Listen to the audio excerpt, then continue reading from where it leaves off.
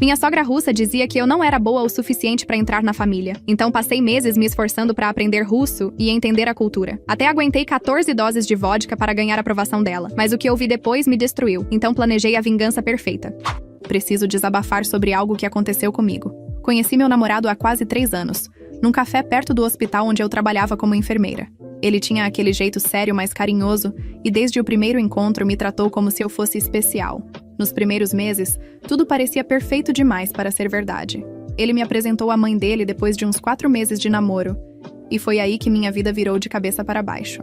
A mãe dele, que vou chamar apenas de sogra, era uma mulher de 50 e poucos anos, nascida na Rússia, com aquele sotaque carregado e um jeito de olhar que parecia atravessar a alma da gente. Desde o primeiro aperto de mão, senti que ela me avaliava como se eu fosse um produto com defeito na prateleira. Ela mal sorriu, fez algumas perguntas secas sobre minha família, meu trabalho, e depois passou o resto da tarde falando em russo com o filho, me deixando completamente de fora da conversa. Quando saímos de lá, comentei com ele sobre como tinha sido desconfortável.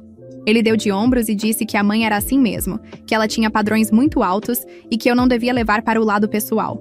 Mas eu levei, porque nas semanas seguintes, sempre que o assunto da mãe dele surgia, ele mencionava comentários que ela fazia, que americanas eram fracas, que não sabiam cuidar de um homem de verdade, que ele precisava de alguém com mais fibra. Aquilo começou a me corroer por dentro. Eu sempre fui uma pessoa determinada, sabe? Passei por 5 anos de faculdade de enfermagem. Trabalhei em setores de emergência onde vi coisas que a maioria das pessoas nem conseguiria imaginar. Eu não era fraca, mas de alguma forma, essa mulher tinha conseguido plantar uma semente de dúvida em mim. E o pior, ele nunca me defendia. Só repetia o que ela dizia, como se fosse normal. Foi então que tomei uma decisão que mudaria tudo. Se ela queria alguém forte, eu ia mostrar exatamente o quanto eu podia ser forte. Comecei a estudar russo sozinha, usando aplicativos, vídeos no YouTube. Até contratei uma professora particular que cobrava barato e dava aulas online 2 vezes por semana. Passei meses mergulhada naquilo. Acordava às 5 da manhã antes do plantão para revisar vocabulário. Ouvia podcasts em russo no trajeto para o hospital. Via filmes russos com legenda. Mas não parei por aí. Pesquisei tudo sobre a cultura, os costumes, as tradições familiares. Aprendi a fazer borscht, pelmeni, blini. Li sobre a importância da vodka nas celebrações, sobre como os russos valorizam a resistência, a força, a capacidade de aguentar o tranco sem reclamar. Eu estava me preparando para uma guerra silenciosa e nem sabia ainda o tamanho da batalha que estava por vir. Depois de uns 7 meses de estudo intenso, recebi o convite que estava esperando. Um jantar na casa da sogra. Ela tinha insistido para que fôssemos. E meu namorado disse que seria uma boa oportunidade para eu conquistar a confiança dela. Lembro que vesti uma roupa simples, mas elegante, levei flores e uma garrafa de vinho como presente e ensaiei mentalmente algumas frases em russo durante todo o caminho. Quando chegamos, por volta das 7 da noite, a casa estava cheia. Não era só ela. Tinha uns 6 ou 7 parentes, todos falando russo entre si, rindo alto, criando aquele ambiente caloroso, mas ao mesmo tempo intimidador para quem estava de fora. Ela me recebeu com um meio sorriso, aceitou as flores sem muito entusiasmo e me conduziu para a sala de jantar. A mesa estava farta, pratos tradicionais que eu já tinha estudado, e no centro, uma garrafa de vodka caseira. Ela serviu a bebida em copinhos pequenos, aqueles tradicionais mesmo, e anunciou em russo, achando que eu não entenderia, que ia fazer um brinde. Todos levantaram os copos. Ela olhou diretamente para mim e disse, ainda em russo, que antes de aceitar alguém na família, era tradição testar a força dessa pessoa. Eu fingi não entender completamente. Sorri de volta, e quando ela traduziu de forma resumida para o inglês, apenas acenei positivamente. O primeiro brinde foi pela família. Virei a dose de uma vez. O líquido queimou minha garganta como fogo, mas mantive a expressão neutra. Ela arqueou uma sobrancelha, surpresa, mas não disse nada. Veio o segundo brinde, depois o terceiro.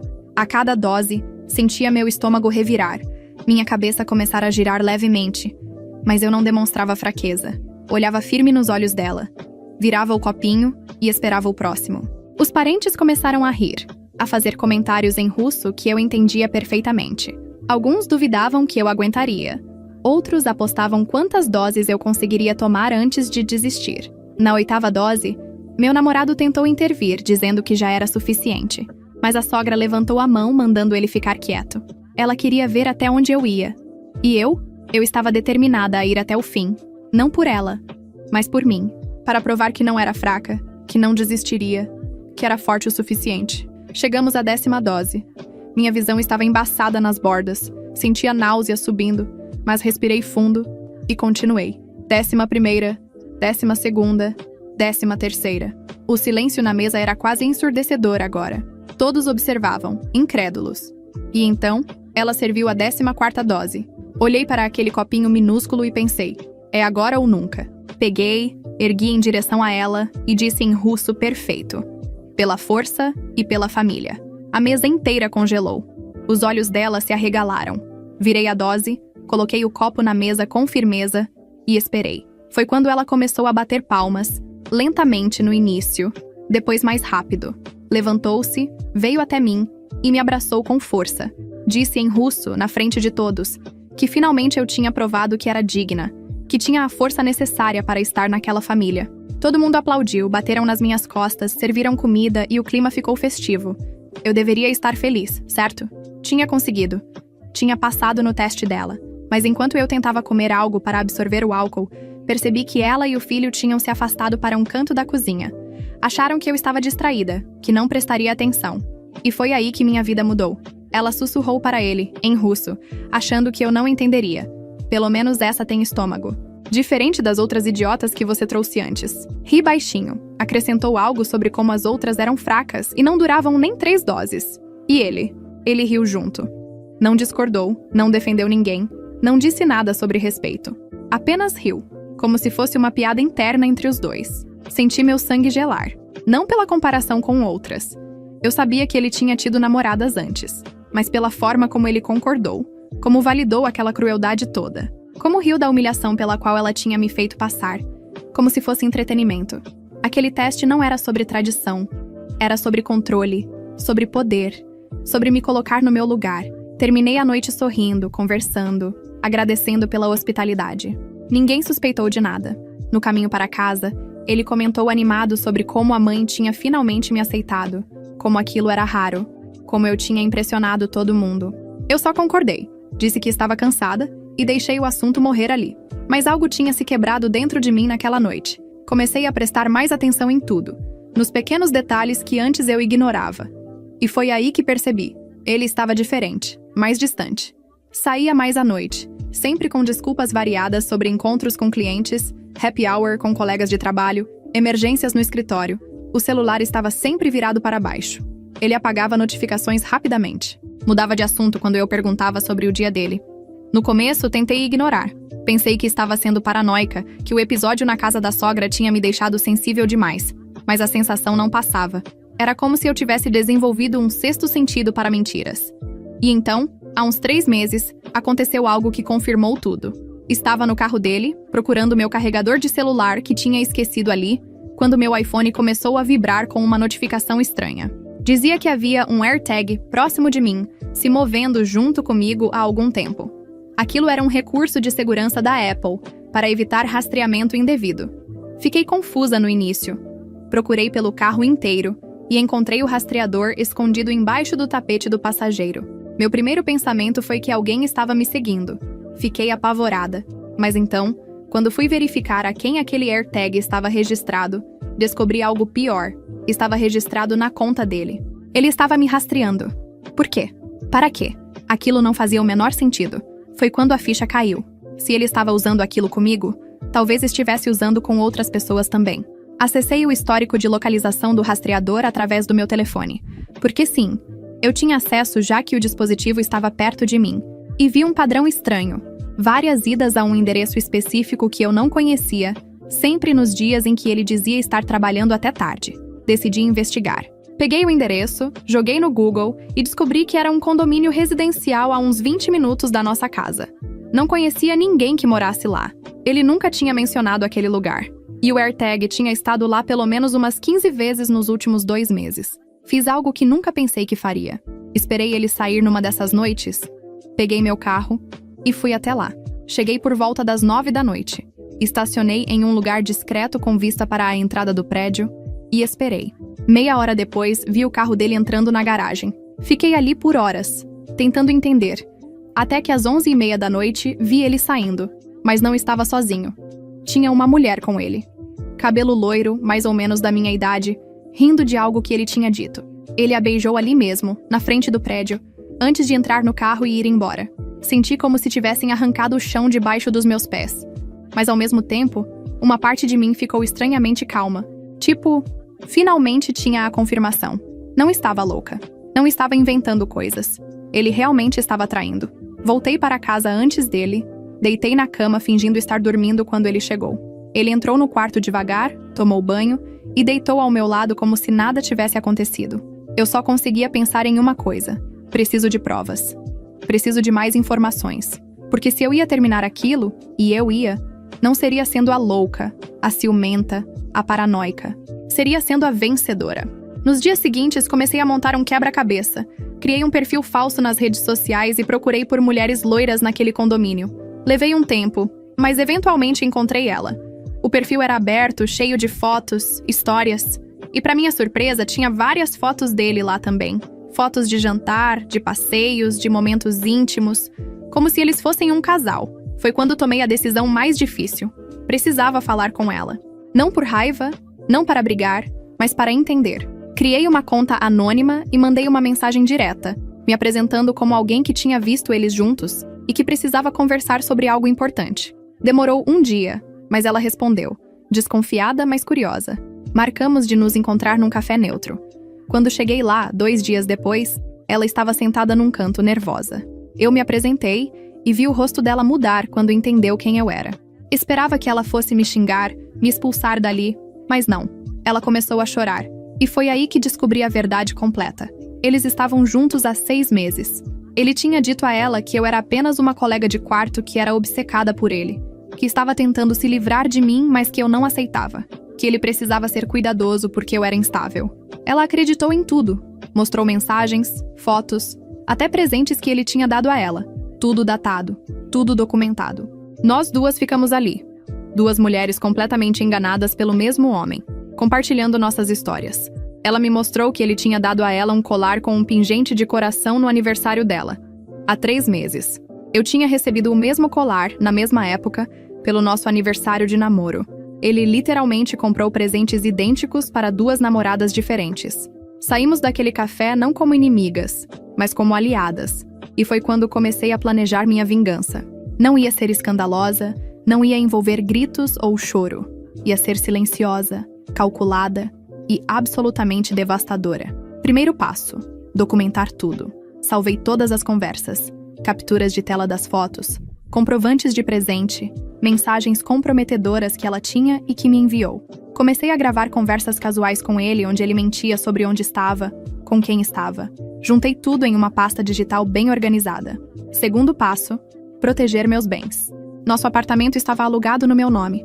Eu tinha sido burra de colocar só no meu nome porque ele disse que tinha problemas com crédito na época e que seria mais fácil assim. A conta bancária era conjunta, mas a maior parte do dinheiro era minha. Ele contribuía pouco, porque sempre tinha alguma desculpa sobre dívidas antigas. Procurei uma advogada, uma mulher incrível de uns 50 anos que já tinha visto de tudo.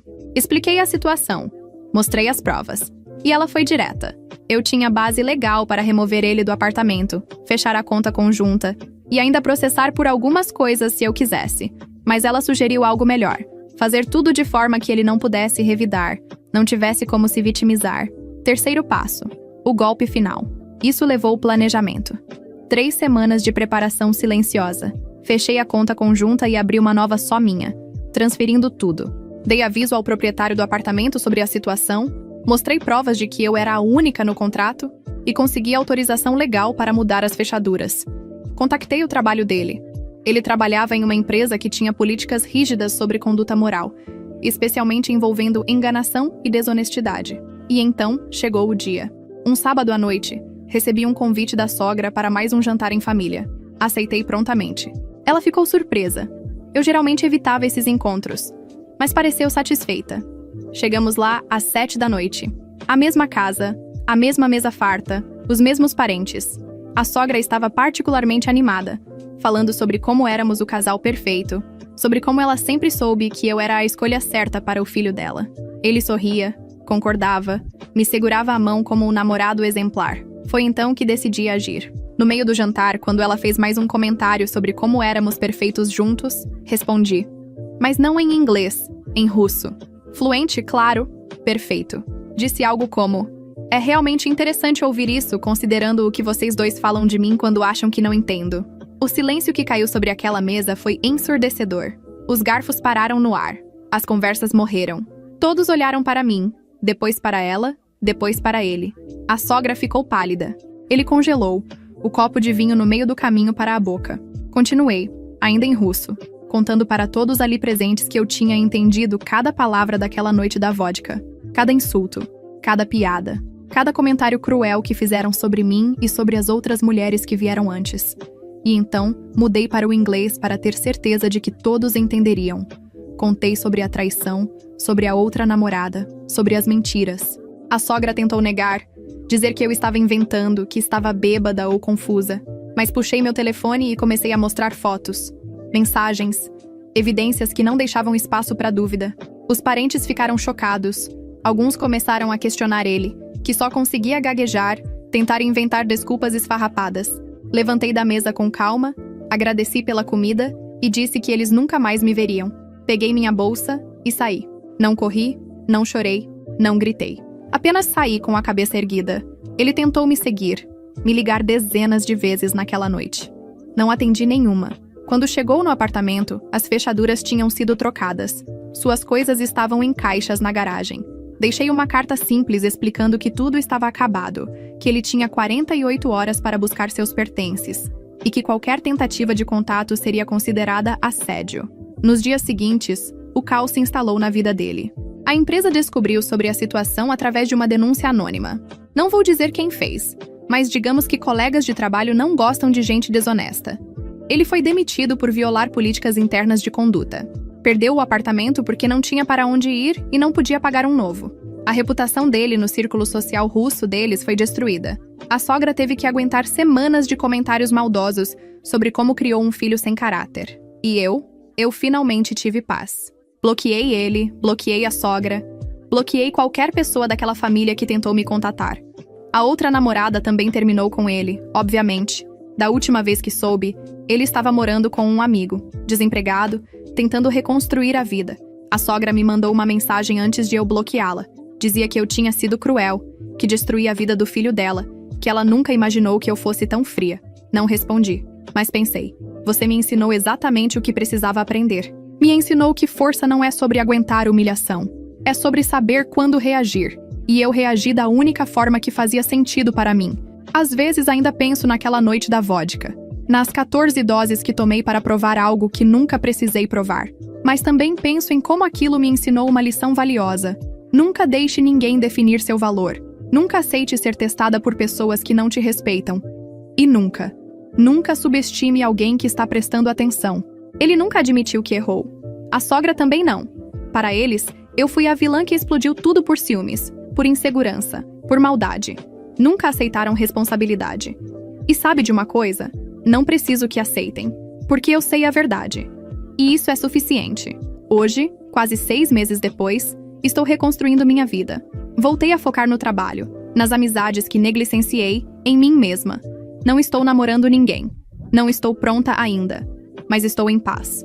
E essa paz vale mais do que qualquer aprovação que eu poderia ter conseguido daquela família. Se tem uma coisa que aprendi com tudo isso, é: quando alguém te mostra quem realmente é, acredite. Na primeira vez. Não espere pela 14ª dose. Não espere pelo teste secreto. Não espere pela traição.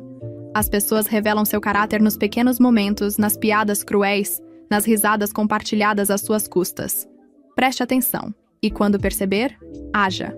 Silenciosa, mas decisivamente. Então sim, eu aprendi russo. Aguentei 14 doses de vodka. Passei no teste dela. Mas o verdadeiro teste foi descobrir que força não é sobre quanto você aguenta.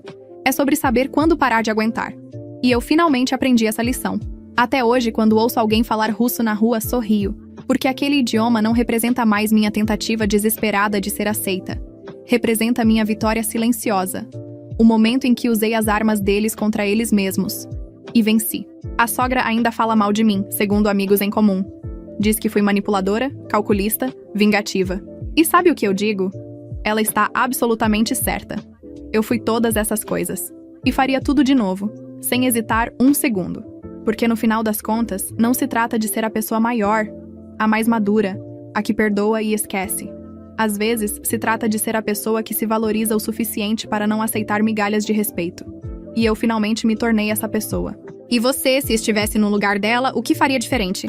Deixe seu comentário.